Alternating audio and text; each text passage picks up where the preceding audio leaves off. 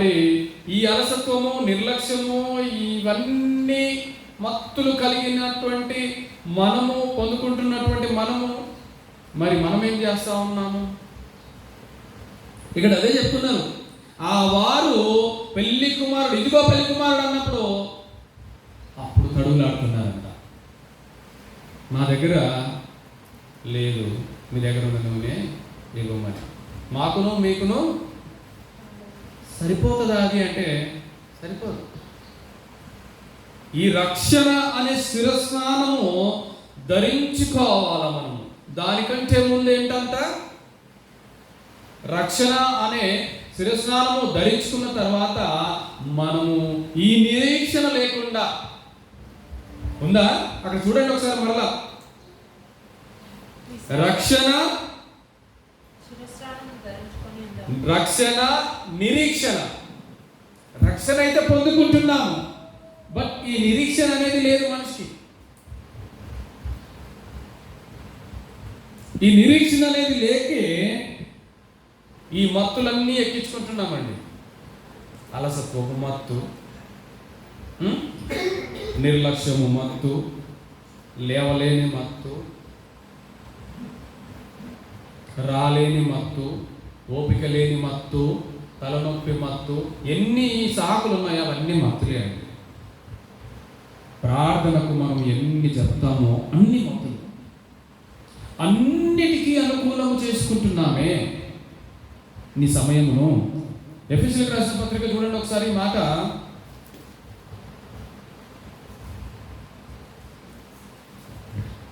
ఎఫెసీయులకు రాసిన పత్రిక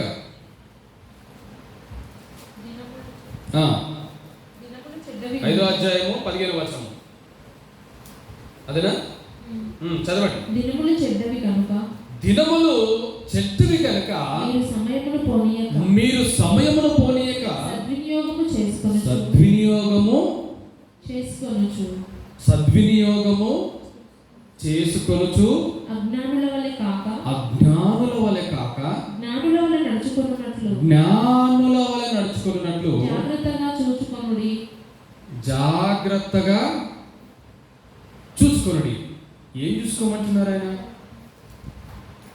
ఏమా అయ్యలారా, దినములు చెడ్డవి కనుక మీరు సమయమును పోనీయక సద్వినియోగము చేసుకొనుచు అజ్ఞానుల వలె కాక జ్ఞానుల వలె నడుచుకున్నట్లుగా జాగ్రత్తగా చూసుకోవాలంట.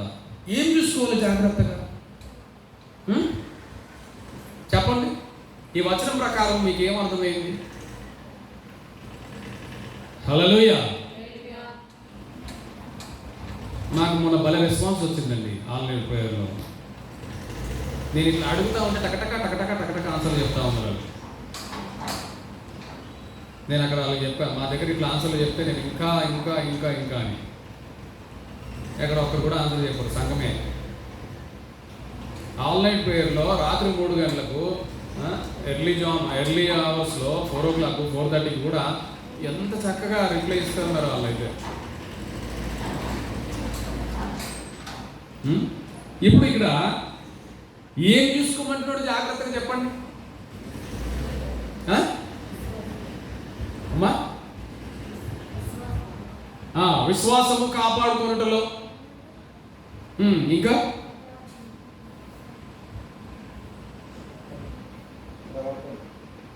ప్రవర్తన, ఇంకా చదవండి కింద వచనాలు చూడండి.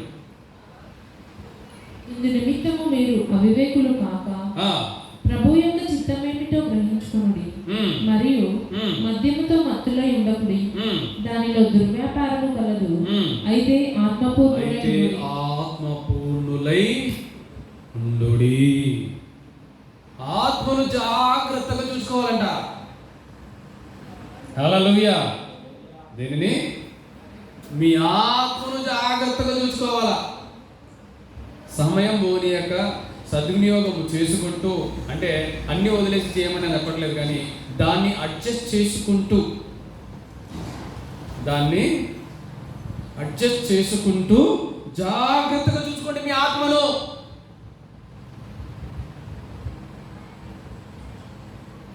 అజ్ఞానుల వల్ల జీవించకూడదంట, బుద్ధి లేని వారిగా జీవించకూడదంట. ఇక్కడ అజ్ఞానం అని ఉంది, 25వ అధ్యాయం మత్తయి సువార్తలో బుద్ధి లేని వారు ఉంది. రెండు ఒకటే.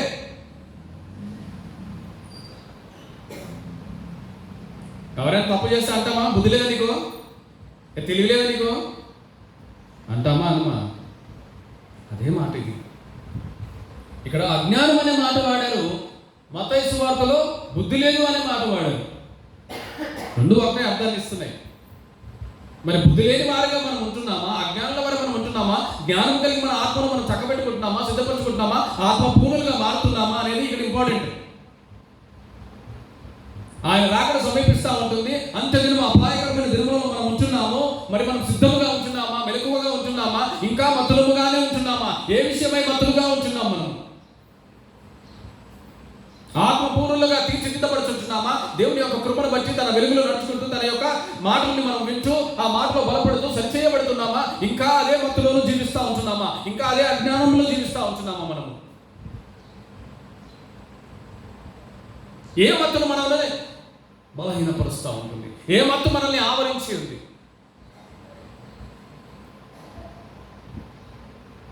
ఇక్కడ చూడండి, ఒకవేళ అన్నటువంటి మత్తుల్లో ఎవరైనా మీకు కనబడితే వారిని ఏం చేయమంటున్నారు? చదవండి 19వ వచనము, ఎఫెసీయులకు రాసిన పత్రికలో. ఒకరినొకడు కీర్తనలతోనూ సంగీతములతోనూ ఆత్మ సంబంధమైన పాటలతోనూ హెచ్చరించుచు. ఏమంటది? హెచ్చరించడం అంటే ఏంటండి? ఇంగ్లీష్ వర్డ్ ఏంటి హెచ్చరించడము? ఇంగ్లీష్లో దాన్ని ఏమంటారు? వార్నింగ్ అంటారు. It's warning. మరి ఎవరినైనా హెచ్చరిస్తున్నారండి? ఒకవేళ హెచ్చరించిన లోపడేవారు ఎవరు లేరు. హెచ్చరించినా కూడా లోపడేవారు ఎవరు లేరు. వాక్యాన్ని ఎప్పుడైనా సరే గుర్తుపెట్టుకోండి, మనకు అనుకూలంగా మాట మార్చుకొని వాక్యాన్ని చదవకూడదు, వినకూడదు. గుర్తుపెట్టుకోండి ఎవరైనా సరే.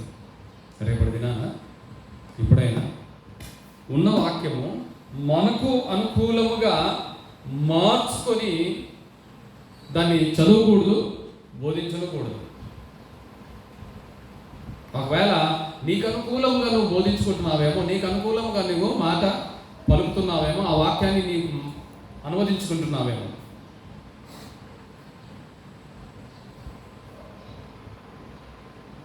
అది ఏమవుతుందంటే నీ ఆత్మను నీవే ఆర్పేసుకుంటున్నట్టు.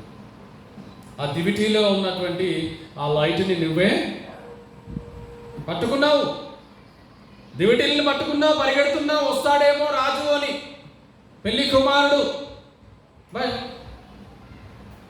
ఎదుర్కొనుటకు నీవు సిద్ధముగా లేవు. ఎదుర్కొనుటకు నీవు సిద్ధముగా లేనట్టే. నువ్వే ఆ దీపాన్ని ఆర్పేసుటకు సిద్ధముగా ఉన్నావు. నాతో నీకేం పని?